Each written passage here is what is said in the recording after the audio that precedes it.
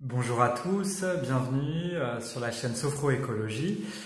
Aujourd'hui, une vidéo pour vous présenter les intérêts de la sophrologie pour pouvoir vraiment se préparer mentalement et améliorer ses performances sportives. Donc, je parlerai avec ma casquette de sophrologue, praticien et thérapeute spécialisé en préparation mentale et sport. Donc voilà, l'intérêt de la sophrologie, c'est qu'en fait, on remarque que une fois qu'on s'est vraiment entraîné physiquement en fait pour une compétition, on atteint un certain degré où au final tout le monde a à peu près les mêmes, on va dire, compétences tactiques et physiques. Et ce qui fait la différence en compétition, j'ai observé avec mes clients, c'est vraiment cette capacité à gérer votre mental le jour de la situation, à ne pas, être le pantin de votre mental et utiliser les émotions au mieux pour pouvoir servir votre projet sportif. Il se trouve que moi, voilà, j'ai été aussi sportif, on va dire, en compétition.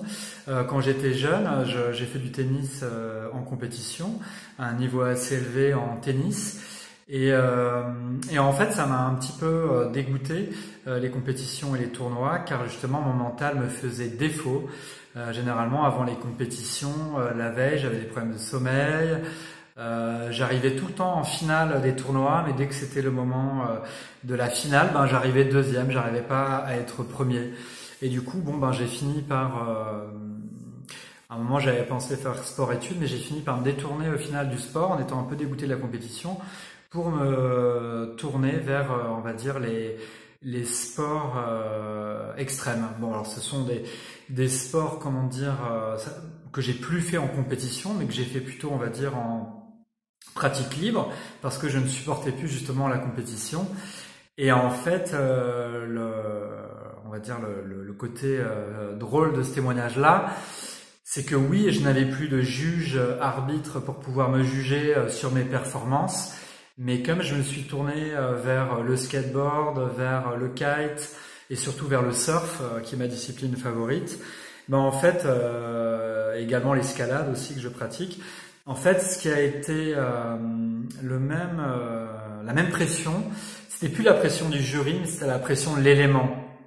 C'est-à-dire qu'il y a des fois où les conditions de surf étaient très élevées, il y avait des vagues assez dangereuses, etc.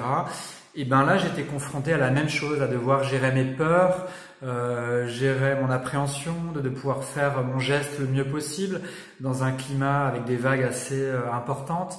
Donc en fait, cette gestion de la peur, ben j'ai dû y revenir. Et c'est à ce moment-là que j'ai ressorti mes pratiques de yoga.